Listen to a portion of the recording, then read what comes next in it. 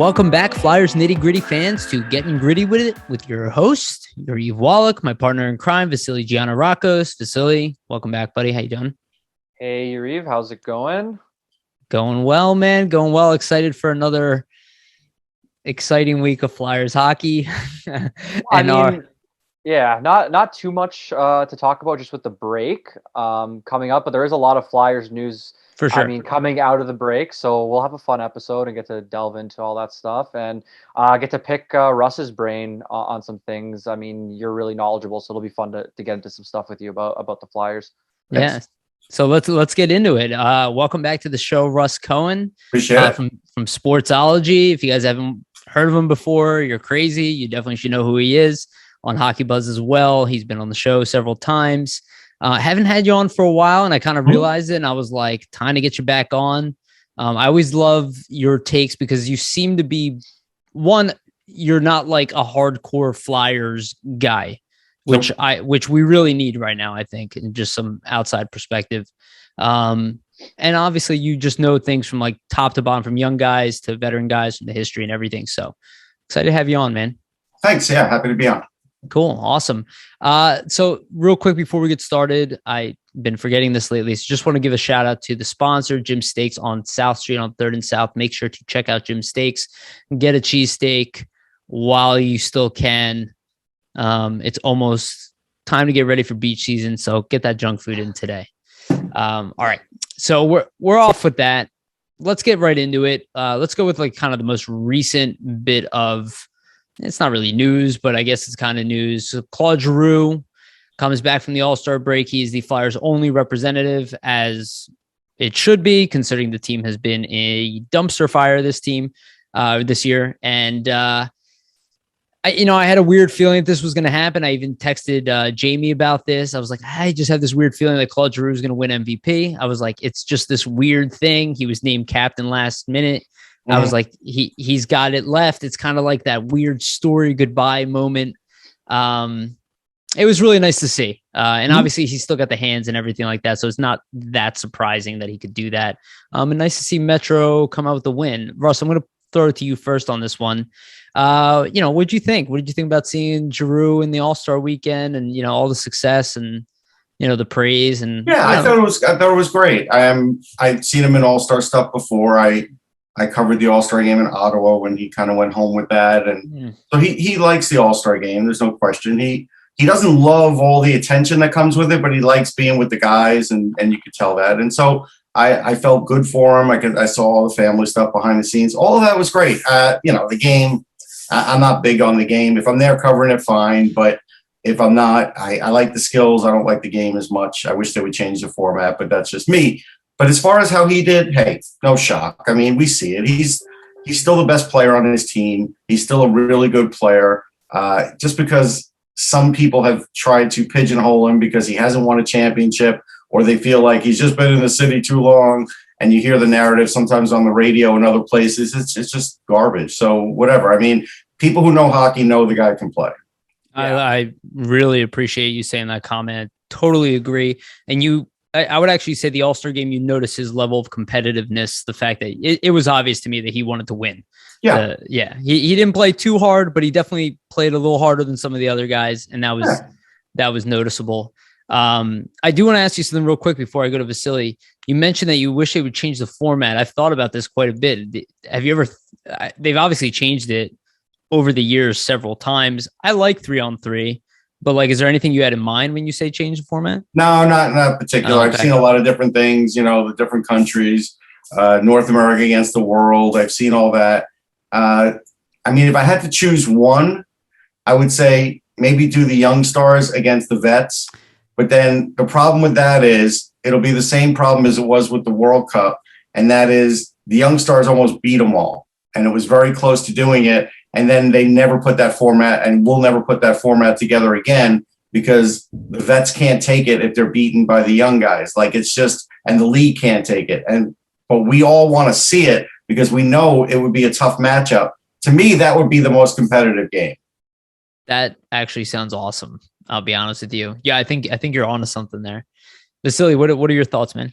Yeah, that seems like a fun one. I think the young guys versus the veterans would be cool. If they weren't going to do that, I think they should go back with the North America versus the world or something like that. I think that would make it a little more fun, more competitive. Just in terms of Giroux getting the MVP, I mean, I don't think we should be surprised. He's still a great player in the league, almost a point per game, top tier player. Obviously, as you were saying, there's a bit of a narrative that's kind of been, put into place of that. He doesn't know how to win, but I mean, that doesn't mean that you're not a great player. It's ultimately about the team that's built around you and not, about your individual accomplishments in terms of that.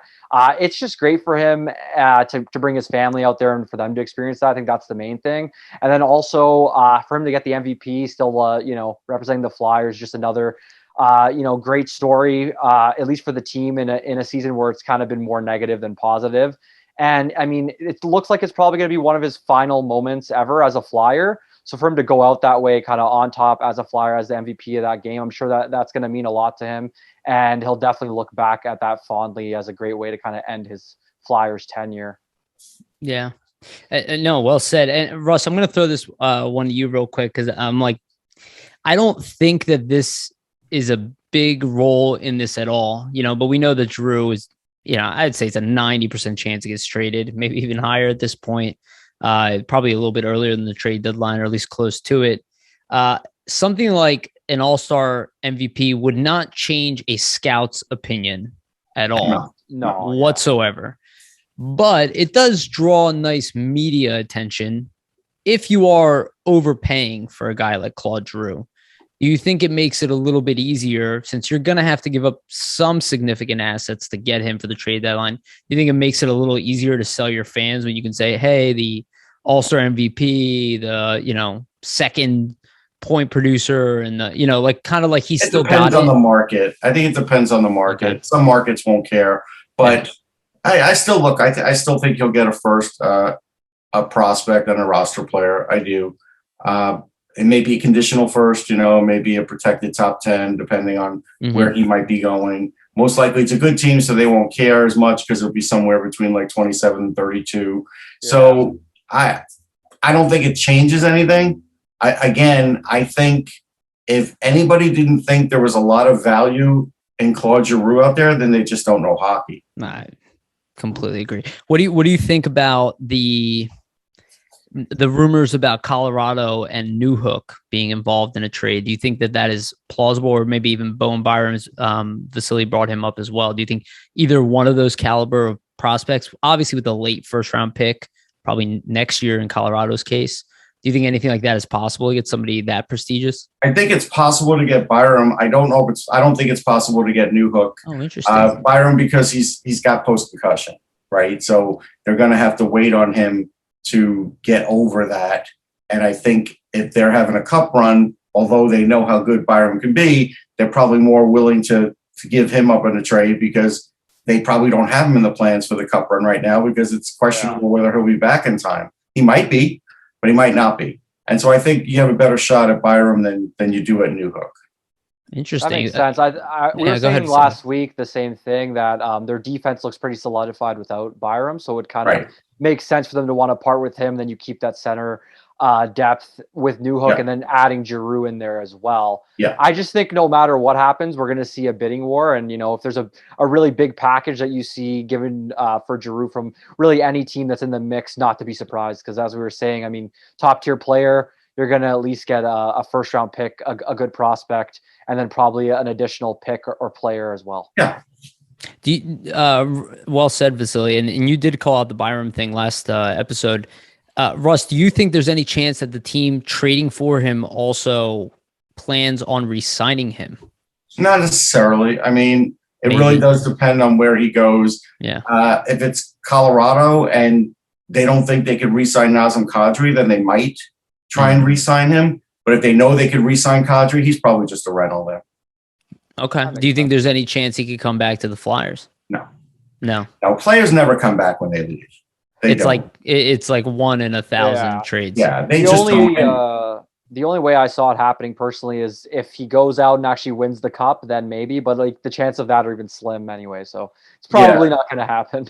Yeah. Most of the time they just don't come back. I get he loves Philly and all that, but if he actually makes the decision to go or has already made it, they never look back on that. They always just go. And it's always a place they want to go because that's why he's got a no move, right? So he can get traded to a place he wants to go. Exactly. You're not wrong. It's almost like another chapter, fresh start in the career. I mean, fans have to understand there's other places he wants to play. He loves it here, but it's no longer viable here. He's not going to win here, not in the next year or two. No. So why would he waste the rest, of his career? He's going to go somewhere where he feels like he could win. He's friendly with a lot of guys around the league and maybe low key, but because he's pretty low key, but he is. And so I'm sure he's had many discussions, and that's the All-Star game is when agents and teams always talk, and they always have discussions there. Yeah, that's a really good. I was actually thinking about that, how he can, kind of talk to other players there, and maybe some of them be like, "Hey, you should consider our city." Almost even after. A bit. Yeah, absolutely. All right, well, let's get into the next piece of news. This is not really news because it was always kind of like anticipated that it was happening. We know that the Montreal Canadiens were blocked from hiring Briere, I believe, to some degree, but Briere, given the official, very awkward title of assistant to the GM, which a lot of people are making special. Thank you, special assistant, which has that Dwight Schrute tone to it. I mentioned it on the show today, which is a shame because, like, as a fan or media, if you want to write about it, we have no idea what that is. Well, do you think nothing is detailed? Or maybe he'll give up some details in the press conference, or maybe he won't even know himself. And so I just feel like the title is a little nebulous, and I don't like it. Yeah. The title's interesting. I wrote an article actually this past weekend about it, just because I know Anthony Sanfilippo reported earlier about I think Saturday afternoon. So then from that I kind of jumped on it and then wrote about like this is anticipated to happen sometime in the week, and then it does go ahead and happen. I also listened to Elliot Friedman's 32 Thoughts on Monday. They had a little tidbit at the end there about it. And essentially, Friedman and Merrick were going on about how Briere is going to be involved in every decision going forward, apparently, under this role, whatever that means. There's not much information but he's apparently going to be involved in all decisions. So, well, he's a relatively young guy. I wonder if in their mind they're like grooming a GM. Yeah, it's more of a learning process, I think, for him. Like he had his experience with the Maine Mariners as the governor and the GM of their team. So he's obviously had some sort of management experience. It's hard to really go into depth of what that is, with an ECHL team and kind of his everyday with them. But it looks like it's more of something like, okay, we have two veteran general managers that have been around for a long time, and Chuck Fletcher and his AGM Brent Flair, who's been with him since his days back in Minnesota. So it's more like maybe Briere learning from two guys that really know what they're doing and have been in that role for a long time. And he'll learn from Dean Lombardi too. Him and Dean talk when I'm at games. I see him and Dean Lombardi talking, and Dean was a Stanley Cup winning GM, so something Chuck isn't, and so Dean will be in the mix there too, as far as him learning. But again, that title, like remember when Hextall came back and he wasn't GM, he was at least an assistant general manager to the assistant GM. So do I think Danny should run Lehigh? I do, because really nobody's running Lehigh. Do I think he should maybe be a little bit on the pro player side? I do, but I don't know if he's going to do that. So, based on this until the press conference tomorrow, I can't tell you what he's going to do. And he may not even know either. And if that's the case, then again, and the Flyers need to be clearer about some of these things in their hierarchy, because if you want fans to feel good about things, they have to understand things. And there's no way you can understand it based on the title. No, absolutely not. But I wonder if there's a conflict with the fact, we mentioned Brent Flair. He is the assistant GM. You're not going to come in and be like, oh, Danny Briere is assistant GM too. You could have 6 assistant GMs. It doesn't matter. Well, that's like why I'm a bank surprised. With vice presidents. It doesn't matter. So do you think that that's why it has like the special thing around it? Because like you're essentially assistant GM. Like if you're running Lehigh. No, because you're not assistant GM if you don't have the title. Okay. Yeah. Maybe it was like it's hard for us to speculate. Maybe he wanted the special assistant title just in case, I don't know, he gets offered some sort of job somewhere else and wants to leave. I don't know how that works. Maybe, but I don't think he took this to leave anymore. And I don't think he's the next GM necessarily either, because I don't know if he's experienced enough. But I just think he took it because he did want to be here if he didn't get a GM job in Montreal. I think that was what was clear, because he has been here. So I just think it's one of those situations where he didn't want to leave here. I don't think it's about looking to get elevated by another club based on the title. I don't think so. Let me ask you this, Russ. And I asked you this because I think you've been around him probably a little bit more than I have. I mean, I've seen him around. I bumped into him in the city not too long ago, but I haven't really had a chance to talk to Danny Briere or anything like that. He always seemed like a smart guy, obviously a very hardworking guy, considering he was undersized, he never gave up type of thing through his NHL run. What do you think that he brings to this organization that the Flyers are so high? Because we hear the generic tropes are high on him. We have him look at everything, but why? Is it because of his experience as a player, and that's something that Chuck Fletcher is not? Or is it just the fact that like he's just a sharp dude, he's smart? Like I'm just not sure why he got elevated so quickly. Not that I'm against it. My own personal speculation is that Dave Scott and/or Comcast wanted Danny Briere to get hired in this spot. I don't know if Chuck would have hired him. So I'm going to say that special assistant. Yeah. So I'm going to say that. I think it's his personality, his work ethic. He is a sharp guy. I've chatted with him. He has been doing some scouting in camp this year. If you remember, he was playing in some of those scrimmages. And so he did play against some of the Flyers young guys that were playing in those scrimmages before rookie camp opened. There were a few that were over on the other side. So he did do all of that. And I think that's a good thing to sort of bring in, that he is like that conduit from player to management, whereas the older Flyers, I'm not sure their opinion should matter that much, honestly. Guys like Clark and stuff, it's antiquated. And if you want to have them there to have them at games, great. If you want to have them there to have them at games to talk to fans and pump up the morale, great.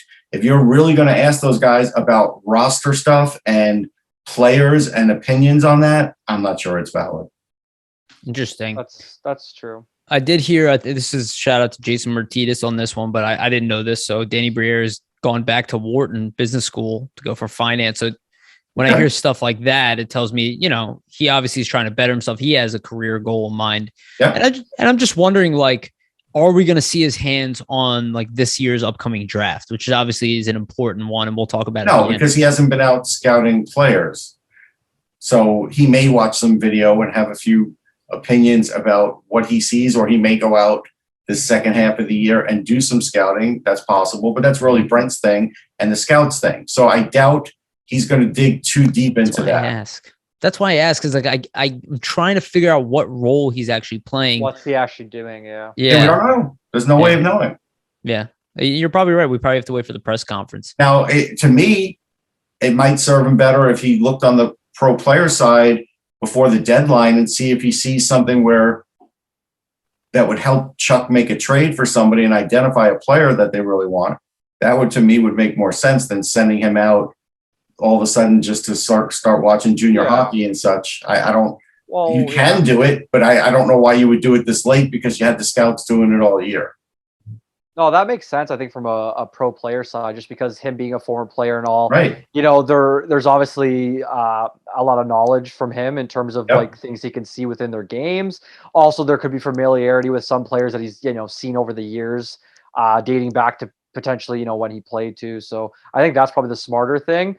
In terms of the scouts, I mean, they already have their staff in place that have been scouting all year, as you said. And then, as you were saying too, Flair's usually the big scouting guy. So that'd be almost like displacing. That is his title. Like, so it's weird. It's a weird position for him to kind of be brought in. So it's going to be interesting kind of moving forward. He's the guy that oversees all the amateur stuff. So, interesting. Definitely interesting. Yeah. I mean, I guess, and I actually don't really agree with people on this, but with the player development stuff where, because I was even going through NHL draft history. The Flyers are about average, if not even slightly above average, with developing young guys over the years. Not lately. Not lately. Not in the last 5 years. If you look at I just went through Hockey DB and I went through all the teams' picks. There's a humongous slew of teams where their last 4 years, not one of those guys have touched the NHL ice once. Sure, and those are disasters. And you do want to have guys play around 200 games. That's when you've at least your top two picks, right? It doesn't have to be your top two, but you got to get a couple every draft.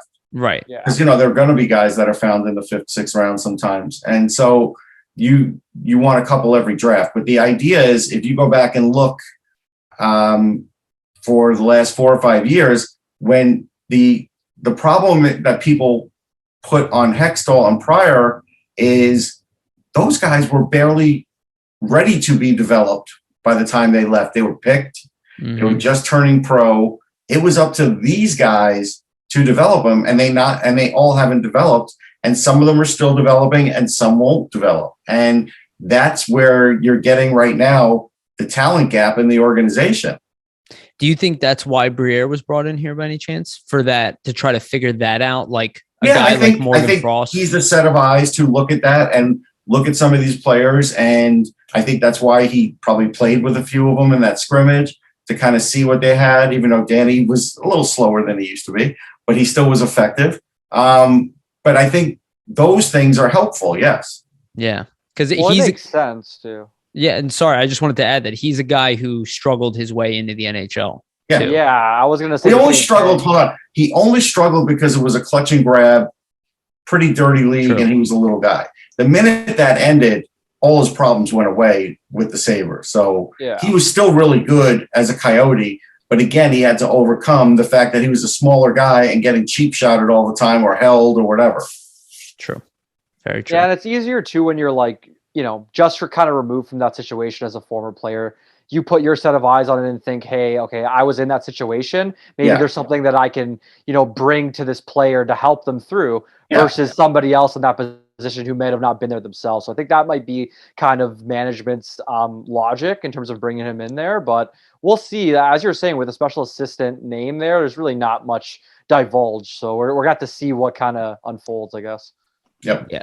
I just kind of see him just like shadowing Fletcher, like kind of just kind of doing everything he does. Honestly, I'm very interested in it. I really like Danny Briere, so I'm hoping that it works out. Mm-hmm.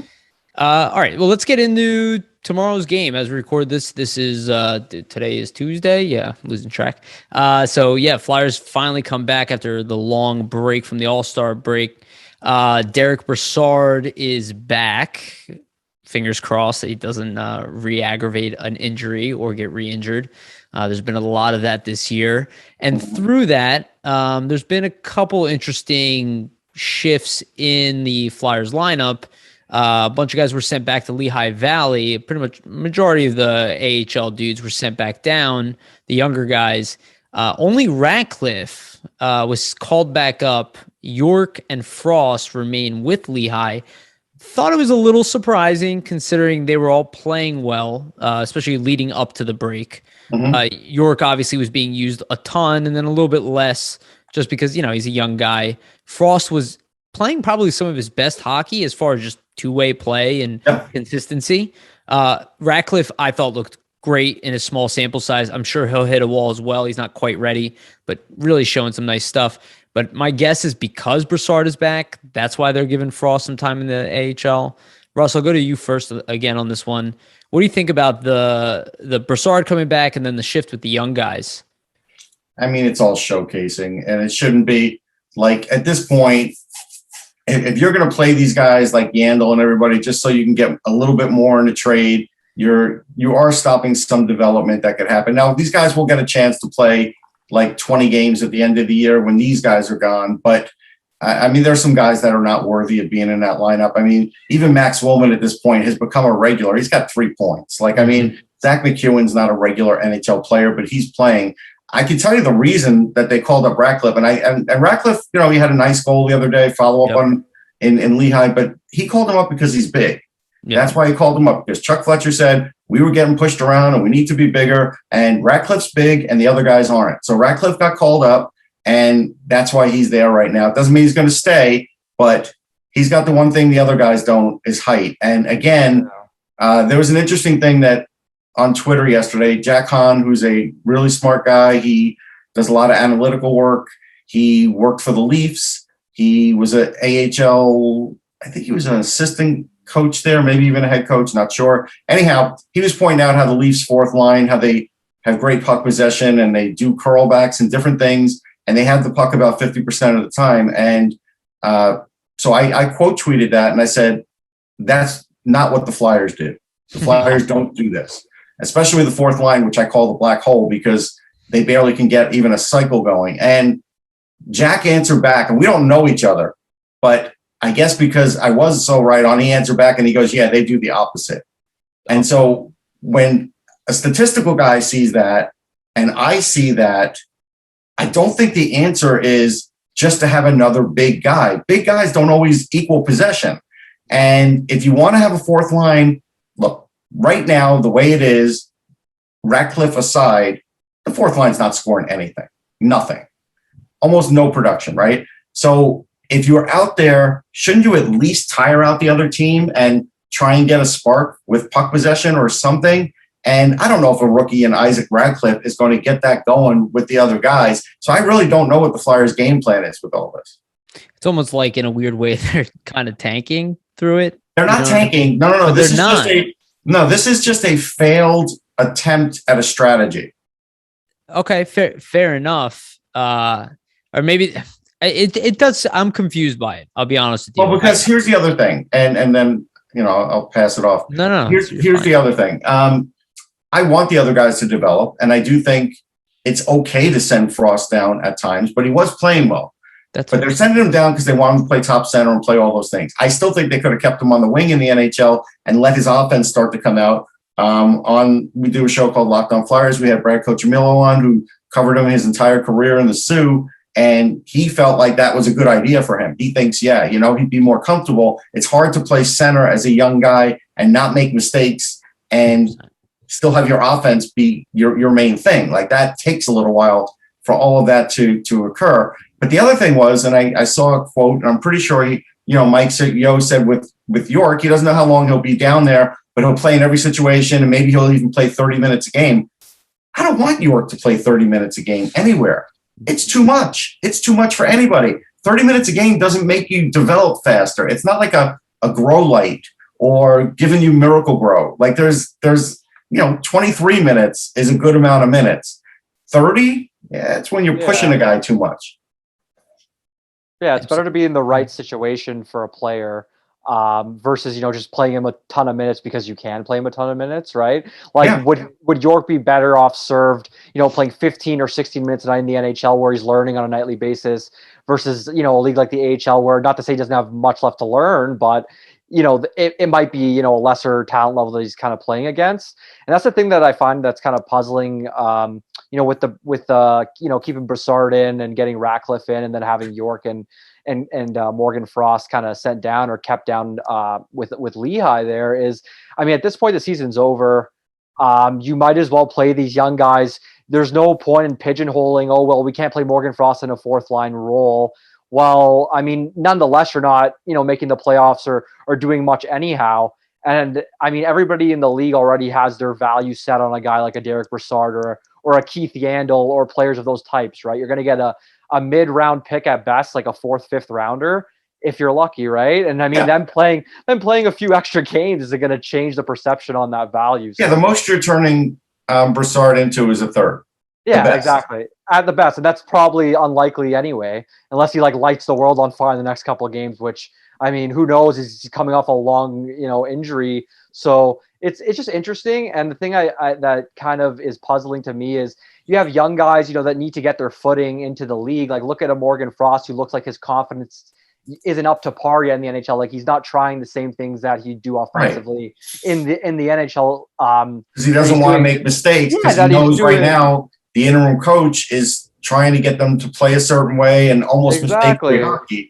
Exactly. So you're in the AHL where, he's a point a game guy and he's pretty much, I don't think there's really much left for him to learn at this level. So why not at least have him in next to Brassard on the wing, or put him at second line center and move Scott Lawton on the fourth line? Because what Scott Lawton is, you don't know what Morgan Frost is. So it's just from a player development standpoint, and you think where the Flyers are at right now, that would be their main focus, developing their younger players.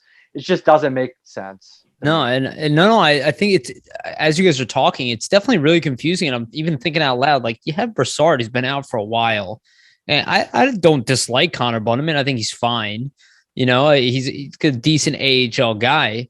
But I look at it and go, why don't you put Derek Brassard as the fourth line center? Try to get try to get the fourth line going, keep the third line together. Frost was giving it to you. He was giving you what you wanted. But at this point, is there really even labels? Like you could, if you want to play Brassard and showcase him, play him as 15 minutes, play Frost as 15 minutes. Like you don't have Even to play just for Giroux. the first game back though. Yeah. And you don't, it's not like you have to play Giroux or Atkinson or these top tier guys like 20 minutes a night, like you're fighting for a playoff spot. You can really like spread it around ice time wise, because it's not like I said, it's not like it really matters in terms of like your standings or positioning. I don't disagree, man. I mean, if it was up to me, I'd elevate Ratcliffe. I'd drop Willman. Well, I mean, everybody probably knows our perspective. Like we're all about getting the young guys their time in, right? Yeah, but don't you feel like that's where the Flyers should be right now? That's where they should be. That's going, what we're saying. Based on like where the season Not making is the playoffs. Yeah, based on where the season is at. We don't even want to realistically, like we want to improve as a team and get more out of certain guys. But winning is not. It's a plus for culture, but it's not a plus for what we're trying to do for the off season. Yeah. It's like I'm not saying we should tank or we should lose on purpose or anything like that. But it's like you should kind of be going, well, this is Russ. You were obviously didn't hear this last episode. You know, we were talking about this is an opportunity. You didn't think you would be in this position, so take advantage of the unfortunate position you're in and take advantage of it. Play the young guys. Trade what you can for assets and prepare yourself as much as you can for the offseason. I don't know the situation with Couturier and Ellis, but even them, I know they're trying to avoid surgery, and I totally understand that. Somebody's going to get put on LTIR, though, to make trades. So, but my thought is, like, if you really think they need surgery, why not get the surgery, like, soon so they can recover now? That could be a player preference or something. 100%. But I feel like everything should be in preparation for next season. Well, yeah, that's the thing with the development that we're kind of harping back to is, I mean, you have almost 30 some odd games or over almost 40 games left in the season. Why not use that to your advantage, knowing, I mean, what the rest of the season is going to look like, and just play young guys and see what you have in them. I mean, that's a good handful of games to kind of evaluate and see, okay, this guy could be this for next season. This guy could be that. Right. But they're not doing that. They want to build up guys' trade value. That's what it seems like they want to do. It almost seems like they don't want to upset vets. Like at this point, they're not going to be around anyway. It's counterintuitive. I know. Of course it is. It's like, well, what's the big deal if you stop playing Keith Yandel? He got his record. Kessel was probably going to pass him anyhow. You did all you could with that. He's just a stopgap now. Why is he there? He's not. I've watched Zamula in Lehigh last couple games. He's better than Keith Yandel now for what this Keith Yandel is doing. So it's like, again, some of these things don't hold water, but this is the way they're playing it. They could say whatever they want. They could say that, yeah, we know we're probably not going to make the playoffs. I don't know if they've come to grips that they're out of it. I mean, we have to come to grips that behind closed doors, they might think they could win 15 in a row and get back in it. God, I hope not. I know, but it's not out of the realm of possibility. Maybe, just like I'm going to win the lottery, guys. Right. Yeah.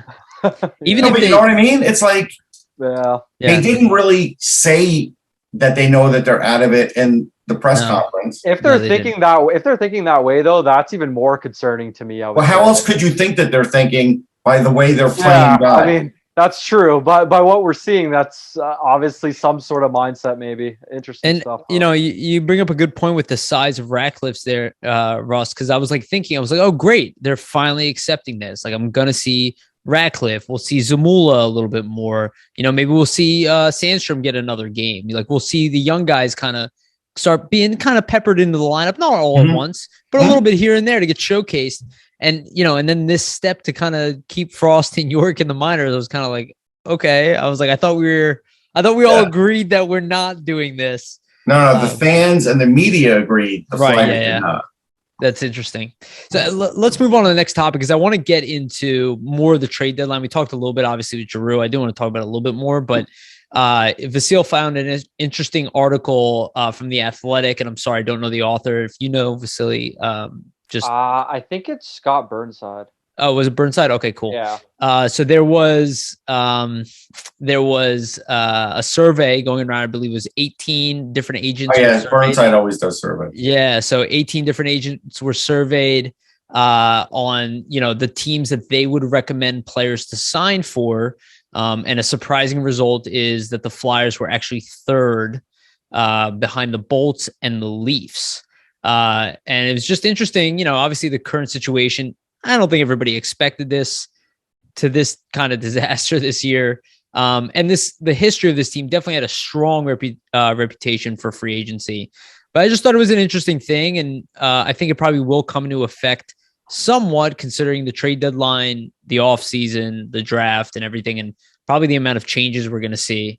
Russ, I'll go to you first, and Vasili chime right in afterwards. What do you think when you see something like this? You think it's like because we pay, because low cost of living, Flyers history? Like, why do you think we would be third on the list there? Well, I think they're thought about the Flyers as, you know, like almost an original six team. You know, they've been in it for a while. They have a good rep. They're good with players. They rarely ever burn players or speak ill of them. You know, maybe Yariv aside. I mean, that got ugly, but that's a rarity. And Lindros with Clark was an unusual thing. Yeah. And that went on too long. But in modern times, more modern times, it's been really good. So it is a good city. There are good schools. You know, even LeBron looked around here. Remember? I mean, it's just those things do weigh into it. I do speak to agents, and I know agents that have multiple players on this team. And so it wasn't surprising to me, but it still doesn't mean you're going to land a big free agent for a long-term deal just because they like the area and the schools are great and everything if they don't think the team's going to win the next 3 or 4 years. Yeah. So there are some pieces here, but they have to do the right thing. If they don't do the right thing, you know, you could be looking at 4 or 5 years until you're back in it. And players and agents do reports and they look at those things, they do modeling, and to try and figure out where they're at, what they're going to get. They'll talk to Chuck, they'll get an idea of what he's looking at, and that's when they make these big decisions on big name free agents. So still doesn't mean they're going to be able to land that. Yeah, that makes sense. Just to correct myself from earlier, it actually wasn't Scott Burnside, it was Sean Shapiro. So Sean Shapiro, yeah, he does the business side, yeah. Yeah, he does a great job, but shout out to him, obviously, for that article. Really interesting stuff. I thought it was just a good tidbit to bring up, just because I think there's become some sort of narrative that's kind of popped up in the last, decade or so, where some people kind of think that, or fans at least think that maybe the Flyers might not be a premier UFA destination. So that's wrong. I mean, yeah, that's completely wrong. So I think it was just something kind of to bring up to talk about that and kind of dispute that. And I mean, to your point, Russ, you're completely right. I mean, the Flyers treat players really well. That's always been something that's known, going back to just the treatment of alumni and how they keep players around for years and years and years. So that's obviously something that's attractive. Knowing and just look how they handled the Andel situation. He hasn't even had a good season. Exactly, he handled it first class. Yeah, exactly. Giving him a tribute and all that. So you could tell, the players really like to play for the organization. And I mean, players talk at the end of the day. So they understand you'd rather go somewhere, I mean, that treats you well and treats you like a family versus somewhere where it's like strictly a business. So that definitely plays a factor. And then as you were saying, the area as well. I mean, nice place to live. So why not? I just thought, like I said, interesting stuff to bring up. Just where the Flyers are at. I mean, there are some interesting free agents this offseason. I don't know if they're going to be major players in that. I mean, we will see that. I mean, they don't really have any money, so you could start. Yeah, no money. That whole blank check statement by Dave Scott. That was bad. I talked about it. I mean, it's a cap world. Like, where they need to give a blank check? You need to give a blank check for the front office and keep hiring. They haven't hired enough people yet. Yeah, very true. And they brought on some guys for player development, I believe. Yeah. Last week, I think it was Alan McCauley. Yep. Yeah, Alan McCauley and Tom Minton. So that's interesting. I mean, the one thing to sort of keep an eye on is, so in camp, Michael Connell was brought in. He's formerly of the Kings. Alan McCauley was brought in. He's formerly of the Kings. Dean Lombardi is still here. He's formerly of the Kings. Kim Dillabaugh is here. He's formerly of the Kings. Just keep that in mind. Yeah, it worked out for the Kings when they took our guys, right? So just doing a trade back. Yeah. The Kings are the ones with the cup experience, not. Well, we'll take them right back. No. I think it's interesting. I think Vasili is right. There's definitely a weird, attitude about Philly, but Philly's always been. I've never believed that at all. I mean, all you got to do is get back to winning again. And I've not seen any evidence of it, honestly. Now, if you were going to tell me the Phillies, there's players that stay far away from the Phillies. Oh, There's no doubt about that. Why is that? Actually, I don't watch the Phillies enough to know. Because they just don't have any kind of winning feeling about them. Yeah. Bryce Harper went there, and he was supposed to attract a lot of guys, and he's attracted one, Realmuto, and not much else. And that's because players don't believe in it. Interesting. Well, I mean, I remember the Veterans Stadium and going to watch Phillies games there when I was younger, and it was just empty, like almost all the time. So they definitely have a history of that. They had like kind of that peak, with that awesome team, championship team. 08, 09. Yeah, that was great. But then since then, I couldn't even name like more. And that's the problem. But nobody will expect the Flyers to be down as long as like a typical Phillies lull. You know what I mean? Yeah. So. I think that's what Scott was trying to do with the blank check thing. I think he was trying to say, like, I won't let anything do whatever get in the way. Yeah. Right. Actually, let's roll into this. And I didn't have it on the list, but it reminds me, since we're talking about blank check, what do you think the Flyers, and Russ, I want to hear your opinion because I know Vasili's opinion on this. What do you think the Flyers are going to do with JVR?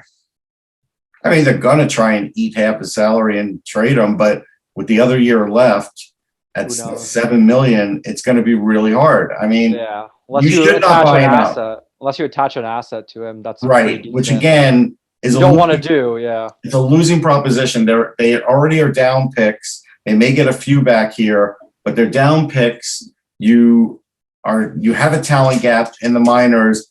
You don't want to attach an asset to get rid of a bad contract because who's to say you're not going to sign another bad contract? So I wouldn't do it. I also would not buy him out because I even said when the Rangers bought out Shattenkirk, it was a mistake. Now, some may argue it's worked out because he's not there and somebody's getting playing time, but there was a lot of dead cap space, or is it next year? I forget, one of these years because of Shattenkirk, right? And he went he went elsewhere and did well.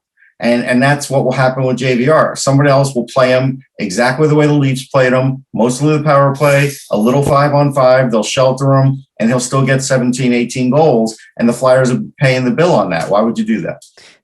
So I hate buyouts. I despise them. I think that I don't mind them in certain situations when a player is definitely not going to be able to contribute at a decent level somewhere. But you might be getting rid of JVR and he might be going to Pittsburgh and scoring goals against you. Like, why would you do that? Yeah, and especially with for half of his salary. So here's the only reason I bring it up, the buyout, which I do not want to happen.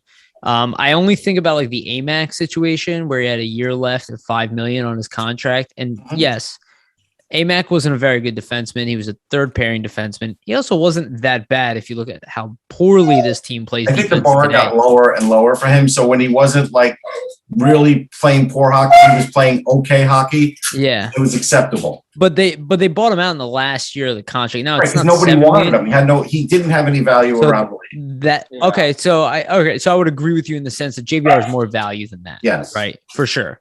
And it's not that I think he just gets paid too much. He's really like a $3.5 million player at this point, right? Not a $7 million player. Yeah. I don't know if he ever was, honestly. I'm not sure he ever was. On the buyout, I mean, the cap penalty you're going to take the next couple seasons is really going to be worth it from the Flyers' perspective. So their hope will be, I mean, let's retain some money maybe for the next year of the contract after and see if we can get rid of it. But it's going to be tough for them to do that. I mean, the only place you can look at is Arizona. And maybe Arizona does it, but because they have to reach the cap floor and they're going to have 15 free agents. But again, if you have to attach an asset to it, there's going to be something. They're going to be saying, "Why is it worth our while? We could just go out in free agency, right? So make it worth our while." Well, the only caveat to that is that the actual dollar amount, I believe, is $5 million, and the cap hit is $7 million. And I do know that tends to be appealing to teams who don't have money, especially ones that might have a stadium of 5,000 people. Sure, but every team's going to go calling on Arizona and as a dump, yes. And they're gonna take advantage of that. They took advantage of us for the Gossespierre thing, right? So I don't think that's the other thing. How many of those do you need to see and not hold somebody accountable? So is it really worth it just to get his salary off the books? I don't think so. No, I don't think so either. Not unless it's something where I'm getting something back. Personally, I've got to get a tangible asset back. And not a draft pick, an actual asset. Yeah, I'm not moving JVR at a loss. I think this position, you're better off taking the year off next year, praying that maybe you get Connor Bedard, right? You're better off just kind of eating it for 2 years than you are risking you can any eat it mistakes. for just until the deadline next year. Everybody will want him at the deadline. Yeah, exactly. That's a good point too. And we'll give you a second round pick for JVR if he's scoring 20 goals. Right. Sure. And then you can eat half his salary still at that point, if assuming you're not a playoff team. That's a very good point as well. So there's options. Yeah, so let's move on to the other free agents that are available. One guy I want to talk about, Justin Braun. I think he's a guy probably, outside of Claude Giroux, which clearly has a lot of value. I think Justin Braun might be like the second most valuable guy because I don't really know the situation with Ristolainen, though I do want to talk about him as well. Mm-hmm. And I was just thinking about this. I know that the Leafs have complained about the right side of their D. Mm-hmm. He's not going to be super expensive. At most, he's a second-round pick to trade for. He's still got enough in the tank. He's definitely a playoff type of guy. Right-handed defenseman. I don't know. I've been having like this weird gut instinct that maybe that's the Leafs type of trade, considering I know they don't, I believe they don't plan on moving like any high-end assets this trade deadline. So he might be kind of like that under the radar type of guy that they want to add for those grittier games against, like, God forbid they play the Bruins again. Mm-hmm. What do you think about that, Russ? Yeah, I mean, I've said I think he's like a plan C for them. I do think he's on the radar. I think they'd rather have Ristolainen if Ristolainen is not going to sign with the Flyers, and I think they would give up a first for Ristolainen. So I think you could see that. I think that's preferable for them. So I think you have to start there, and then if they start looking around and they can't seem to, get a guy with term and they really want a top four, but we know Braun can play top four for a short time and still give you some gains. I think it's a definite possibility. I've talked about it a bunch of times, actually. Okay, great. So I'm not alone in that one. Nope. Vasili, what do you think about the Braun thing? Do you think, Vasili's in Toronto, Russ. That's where he lives. So I'm just curious, have you heard anything like that, like living there? I haven't heard anything in terms of like him specifically, just in terms of like local radio, media, stuff like that. I do know, though, defensively, the Leafs are looking for an upgrade. I mean, that's no surprise. They're usually looking for one this time of year, just in terms of the makeup of their team. I think if you look at their depth chart right now, the right side's Brody, Justin Hall, and Timothy Liljegren. Ideally, they'd want to get somebody who has a bit more experience in the playoffs than a Liljegren, I think, just because he's essentially a rookie at this point. So maybe they, envision him maybe getting burned. You're playing a Boston. Who knows, something like that. So I think Russ, hits the nail on the head as he usually does. They'd probably be looking. Oh, hold on. We have some breaking news you might be interested in. Looks like Fluto Shinzawa said Tukarek's comeback is not expected to continue. So I guess he tried it and maybe he just really. That's very interesting. I did not expect that. Me neither. I definitely thought he was going to come back. Yeah. But I mean, Boston's not. That is unfortunate. He seems like a nice guy. Yeah. I mean, Boston's not in goalie. Boston's not in the worst trouble though. I mean, Swayman and Allmark are still pretty good. So. Oh yeah, no, they're fine. Maybe they want Martin Jones. Maybe. But no, for Ristolainen, like I think. I wanted to bring him up. The Leafs would be more inclined with Risto, obviously. If the Flyers decide to. Try to sign him, or there's other teams that I believe they'll make him an offer. I do. Yeah, I just wonder, like with a guy like Risto. I mean, he was in Buffalo those years where they were terrible. Does he really want to commit to the Flyers that look uncertain? They might not be the greatest the next couple of years. But I think I'll tell you what I think the difference is. Yeah. The difference is, like, on that team, there was undue pressure because they had him on the power play just because he has a big shot. He's really not a power play guy. So he struggled on that, and then it affected the rest of his game. The Flyers have actually played him the right way, and I think he and Sanheim are really good. And sometimes defensemen will just look at who they're going to be paired with and will sign based on that. That means a lot to defensemen. And so I think there is a price that he's going to want to achieve on this open market, and if the Flyers get at that price, then I think he might take himself off the market. I think there's a chance. What do you think that price is? Because I brought this up. His number currently is a guy who's playing on the power play, was producing points, was playing a top pairing role for a team. He's not doing that here. No. Do you think he's getting I think he's 5.4 plus, or do you think there's any chance he gets a downgrade? No, he won't get a downgrade. He won't get a downgrade because this league still wants physical defenseman and puck moving defenseman. He does a good job with that. So I think he can get 5.75. Okay. Right. So do you around think that. the Flyers can afford to give him that much? I don't know if they can afford it, but they might do it. Yeah, I don't know if it's a good move personally. If you're going to spend that money on him, I mean, Yandel's money drops off. There's a certain amount. Jones's money drops off. Braun. Yeah. Braun. I mean, the RFAs, you don't have space. They'll have. Yeah, the RFAs you don't have to sign long term. You can just bridge them, and they're going to have to just deal with it. They don't have any leverage in that. So yeah. So do you think the most likely scenario is that Ristolainen is re-signed at this point? I didn't say most likely. I said this chance. They're going to try. Okay. They're going to try. Yeah. I mean, and they may have tried at the All-Star game. We don't know. Yeah. I was just going to say, if I'm the Flyers, if you're getting a first rounder for Risto, I think you got to move him. That's just my perspective. But I mean, as we were alluding who are you going to replace him with? See, the problem I was about to say, as we were alluding to last week, because we talked about this, we're who you trade a guy like Risto, and then you're automatically looking to replace him. So it's a conundrum, right? So you guys mentioned Liljegren. Again, he had a big resume, getting drafted. I don't know if he's hit that level. He's obviously still young. He's been decent. I don't think he's lived up to the expectations as of yet, but still a young guy. I just look at the type of return the Flyers will be asking for. I don't know if it's all going to be purely draft picks, just like we'll be asking for Byram, Newhook and other young players. That is a situation where I could see, do you take a late first round pick and a guy like Liljegren, or maybe even the second pick and a guy like Liljegren for Ristolainen and Toronto? They won't trade Liljegren for that. They'll trade Dermott or somebody like that. They won't trade Liljegren. That's probably not enough for the Flyers, right? No, they'll trade a first and Dermott. Oh, okay. Yeah, so that's something I could see the Flyers looking at. Is a guy he's not to the caliber of Ristolainen, but that's where I would imagine Chuck Fletcher would go first, is try to get those, you think back to the Paul Holmgren days, and we brought this up the other day, you got to trade for Upshaw, Ryan Parent, right? Those guys were two guys that came over to the Flyers, right? And they were young, but somewhat developed. I think the Flyers will look for that in exchange for trades, guys 21, 22, 23. Yeah. Especially Dermott, I think 23, something like that. Okay. So he's decent. I don't know if he's more than a bottom pairing, but again, they need that too. So if you got that and a first, I would take it. That'd be a good return, yeah. Yeah, I would take it. What do you think a guy like Martin Jones would net you? I do think teams would be interested in him. I don't know how much he's actually worth right now, but he's played Fourth a pretty decent pick. I'd say third, fourth rounder around there. Yeah. Probably depends on how desperate the team is for a goalie. Yeah, exactly. Is there if there's maybe out of Edmonton you can get a third if they want them. Yeah. If you eat half, they probably would turn a fourth into a third.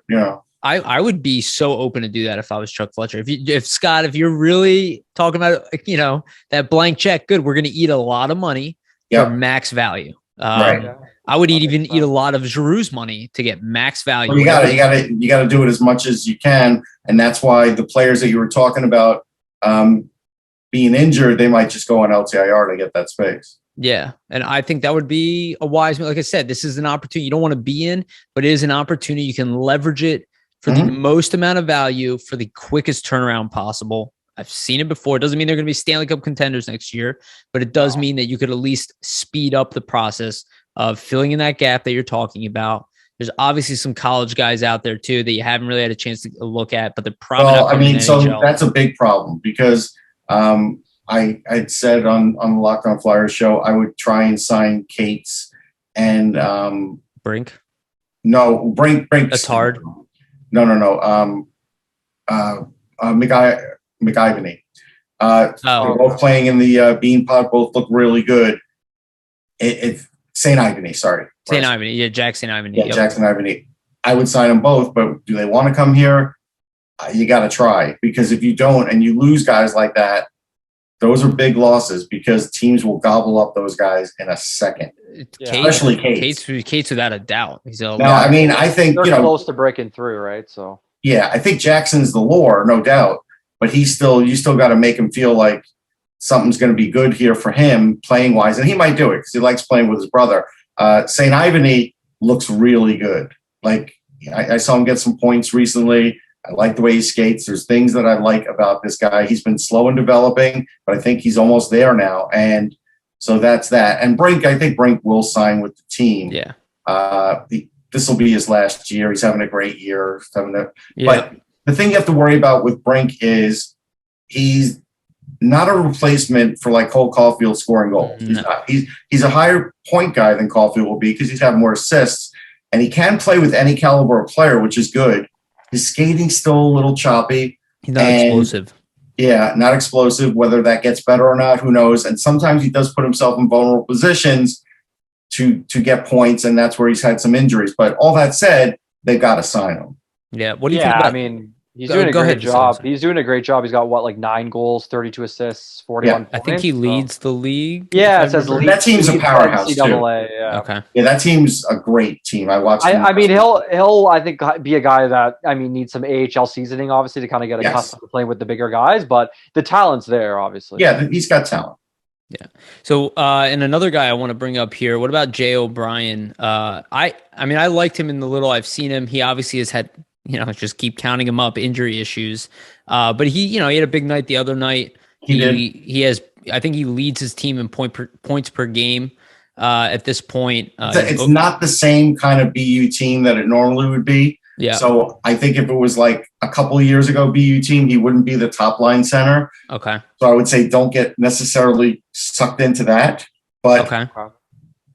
Look, at the point where the Flyers are now, I would prioritize Cates over him. Really? And if I get Cates and I still want to look because he'll come because he doesn't think there's too many centers here, then I would do it.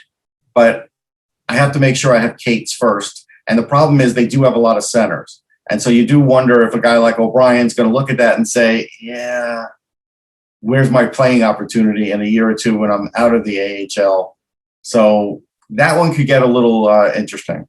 That is interesting. I wonder if maybe that's where you choose to move on guys like that. Maybe that's what you package with some of these guys and try to get. You can trade his rights, but teams, you saw what happened with Adam Fox. You've got to know that he wants to go to a particular team and take those rights. Yeah. Like it happened with the Rangers. Because otherwise, they might just hold out. They might just hold out, right, and go somewhere else when they have the opportunity. So you could just wait till July and exactly. They already lost out on Wyatt Kalynuk, so they can't allow that stuff to happen. Really, sometimes it's not their fault. I mean, John Marino, as an example, told Edmonton, "I'm not going to play here." So they sold him. They traded him for like a 3rd or a 4th round pick, and he's great with Pittsburgh, but he wasn't ever going to play with them, and he gave them like a week to trade him. So in that regard, you can't kill Edmonton, even though the fans wanted to kill Edmonton when it happened because they saw what Marino was putting up in Pittsburgh. So you don't know if a guy wants to play for this organization or not, and that's the whole big thing.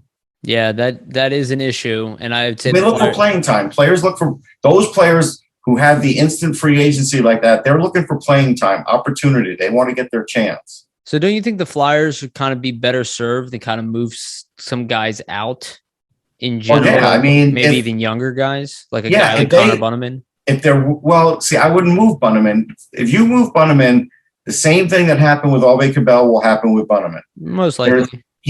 Why would you move that then? I mean, he's a good 4th line center. Why would you get rid of that? I'm just bringing up the opportunity because you're saying make space and guys you could see maybe in their way. By saying make space, if I'm going to have like a big deal and I have to include Scott Lawton, so be it.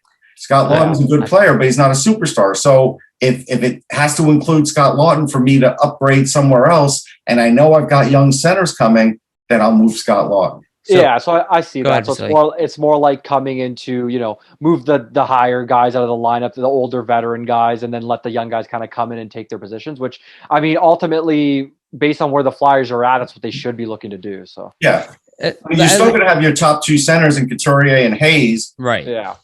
Well, I actually brought this up, and I haven't heard anybody else say this, but I would be interested in moving Scott Lawton, not because I want to get rid of him, not because I think he's obviously a very valuable member of this team. He's got value out there. He's got value. He's signed at a very modest contract. Mm-hmm. You know what he's going to give you. If you're a playoff team, you're definitely going to want his assets. He probably on a very good team will put up more points than he's putting up here. Like maybe he's a 50-point guy in the league in the right situation. He's obviously a leader on this team. They're giving him an A. I don't know if Fletcher's even thinking about this because I could just tell he really likes Scott Lawton. But in the situation we're in, I'm like, we need the cap space. He is a replaceable guy. Why not look at moving Scott Lawton?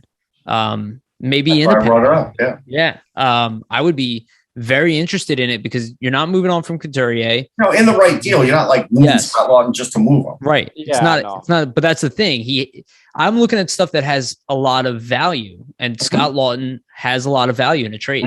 And you can get something that you probably need more, or maybe get a young player for Scott Lawton for a playoff team. Yeah, no question about it. Yeah. So that would be a big one for me. All right, let's get to the last topic of the show. And I wanted to bring this up.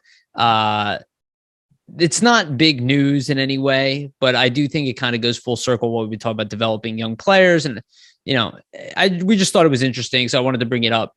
Nolan Patrick had 3 points in his last 4 games. He was a +3, goal, 2 assists. Again, not a huge indication, but after all the injuries and all the problems he had, I just think it's nice to see. And now there's recent news that he's out there potentially playing on a line with Jack Eichel. Russ, I'm going to definitely throw this one to you first. What do you think about that? And what do you think about like Nolan's progress kind of working his way back? He didn't have a detrimental start to his NHL career. It's kind of gotten worse as the injuries have piled on. Yeah, I mean, his development got a little stalled because of it. He's got tools. He's headstrong. Those kinds of things, had to change. So the trade may have, softened some of those up. I still think he's got talent. I do. But now you're telling me they're going to move him out of center. Like that's I think he could do it because he's played center. I just, think now that if you ever have to trade him, you're devaluing him. But if he gets more points with Jack Eichel, fine. I mean, again, we're just going to make this grand assumption that Jack Eichel is Jack Eichel. Like, I don't know. The skating video I saw the other day, to me, it's like he's not quite there. Maybe that will come by the time the 18th rolls around and he starts playing, or it'll come around in a month or two. Like, you just don't know. So it's not necessarily going to be a great thing that he plays with Jack Eichel right away if Jack Eichel still has recovery time to do to get back to where he was at the NHL level, because you could take off the non-contact jersey, but really who's going to cream him in camp? In practice, yeah. Right. There are going to be guys that are going to go after Jack Eichel. Yeah. Probably ex-Sabres. Yeah. And you're not wrong about that. Vasili, you want to add anything? And I'm not saying he's a bad guy. I like him. But I'm just saying there's probably some bad blood that had built up over the way the whole thing went and frustration. Yeah. That's what I mean. No doubt about it. Your team captain says I'm out. Right. It's got to cause something. So do you want to add anything? Sorry. Yeah, I just thought it was interesting. Obviously, it shows, Vegas thinks that highly of Patrick that they put him in a position, to maybe start Eichel off and him together. So that's obviously good for his development, and he's probably happy to see that while the team, still believes in me. They obviously just traded for him too. But when you see a young guy with that much injury history, it can be concerning, especially if you just gave up, some assets to kind of acquire him. So that's good for him. And it's nice to see him, picking up and getting some points, obviously getting back into the lineup.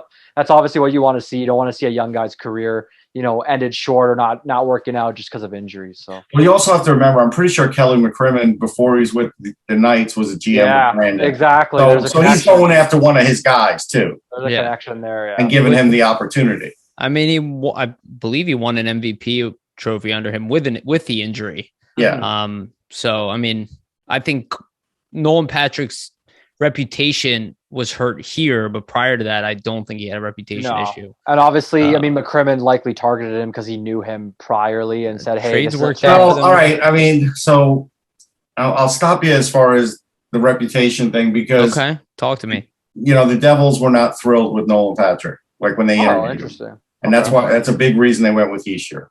Really interesting. If they would have gone with Patrick, things would be so different. Right. Oh, But yeah. the thing was, they were turned off to Patrick. Interesting. And I guess maybe Hextall. And I heard that from the inside. Like I knew that. Okay. Well, it looks like Hextall definitely gave him the benefit of the doubt, probably because of the branding connection as well. Yeah. Yeah. Oh, also because he had the talent. Like, you can't deny Nolan Patrick's talent. The talent is there. Yeah. You didn't know these other things were going to happen. I didn't know these other things were going to happen. No. None of this. And a lot of the times too, for scouting staff, or anybody looking to pick a top end player, realistically, you should be focused more on the guy's play and his talent versus the mentality a lot of the time. Right. He's still a young guy or 17, 18 years old. The other thing about the Devils was, at that time, Josh Harris was interested in getting somebody he could market the team around. He didn't know he was going to get a Jack Hughes, so he made Nico Hischier the face of the team for a couple of years until they got Jack Hughes. Now he's the face of the team, but that's the other thing. So if you want to get a guy and want him to be out front and want him to be a face of the team, it's kind of hard to have Nolan Patrick be that guy because he doesn't like to interview.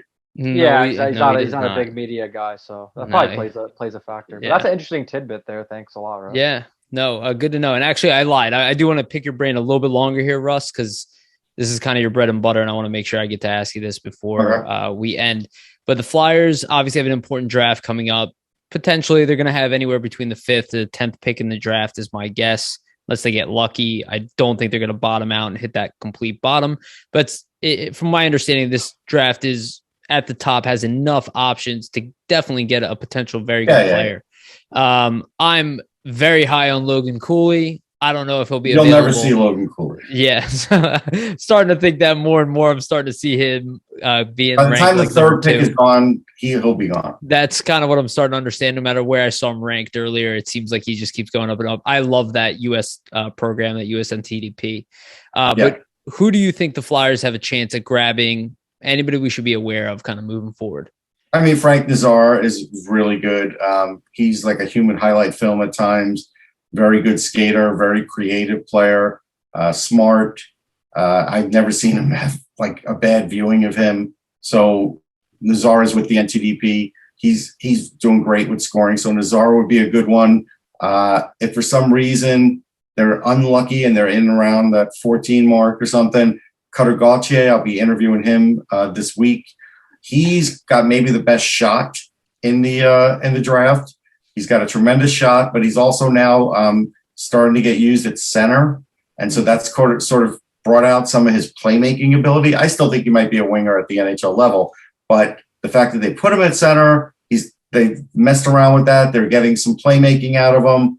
He has highlights all over the place. If you go look on, just the last game that I saw him play against Muskegon when I was in Michigan, he had a tremendous play. And so he's had 2 or 3 of those this year that I've seen live in different things at different times of the year. So I really like Gauthier.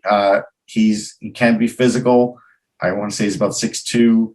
And so that's a guy who I think they should look at also, because again, if you do want to get a scorer, he could be your scorer. They still should have gotten Cole Caulfield, but that's a whole other show. So that's fine. Yeah. Well, so let me ask you this then as a follow-up.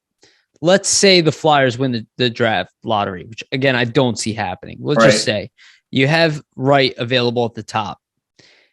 I am like literally leaning towards Cooley as my number 1 in the draft from what I've seen. Where are you with kind of, let's say, even say the top 3, but how do you see that kind of playing out at this point, and given there's still a good amount of time left? So actually, Gauthier is 6'3". So sometimes I get the height wrong. I just wanted to double check myself.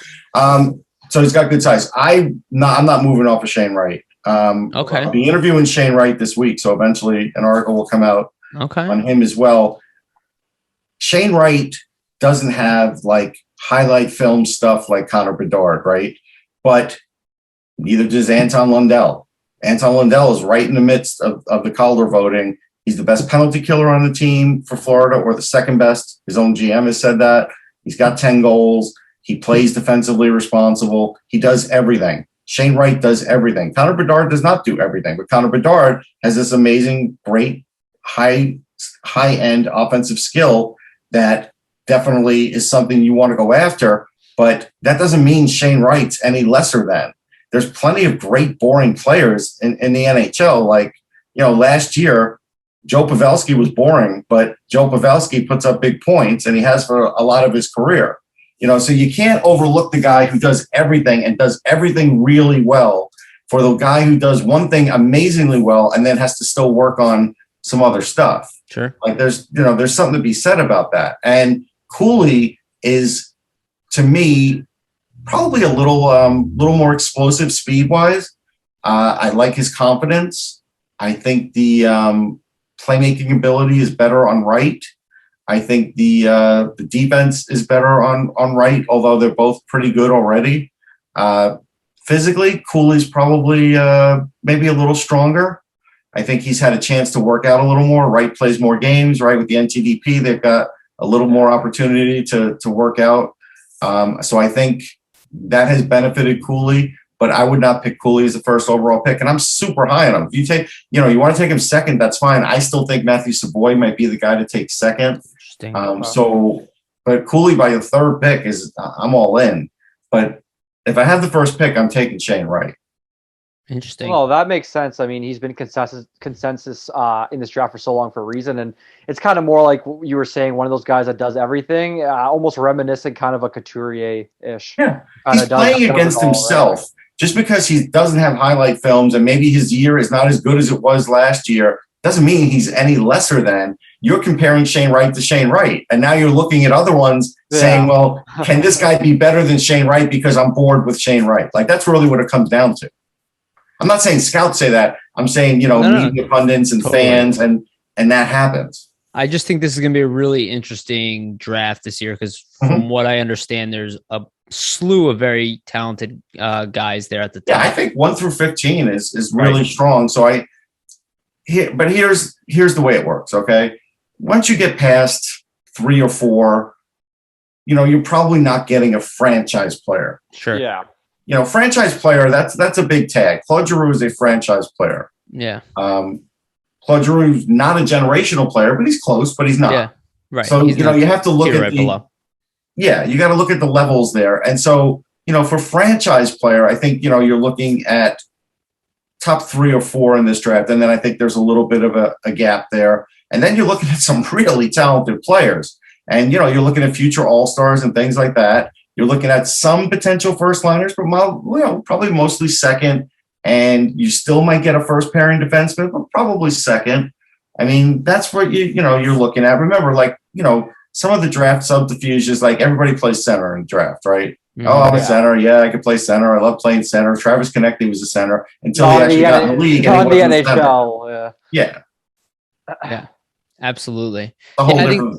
It's a whole different animal at the NHL level. Absolutely. And, I think it's just going to be a really interesting offseason. And I don't see the Flyers finishing really lower than 5th. I'm praying for a guy. Like, I think the Flyers could really use a puck moving center in their system. That's why I see a guy look up Frank Nazar, post a few videos. I will be doing that. Yeah. And I'm obsessed with the US program. Get Mayer on the videos for him. He'll all right. Sounds good. Definitely got to check that out. Also, check out your interview with Wright coming up and all those guys. That'll be interesting to. Yeah, that'll be on Elite EP Ringside at some point, maybe next week. We'll look out for it. We'll share it out for you. Thanks. All right. Well, let's wrap it up here. Russ, anything outside of the interview you want to let people know about yourself or what you're working on? Obviously, Sportsology. Obviously, go to Sportsology. There's plenty of good content. If you just put in a search 2022 draft, you'll see I've interviewed a whole bunch of players already of all different talent levels. If you go to Elite Prospects, you could go to Full Press Coverage. Go GTS is a collectible site, but I still write about prospects for them. I did just partner in a book on the top 75 NBA players of all time. So sweet. That's on Amazon.com to go. That's like my 10th book. So you could, if you want to buy all 10, I'll, give you one of those. Buy all 10.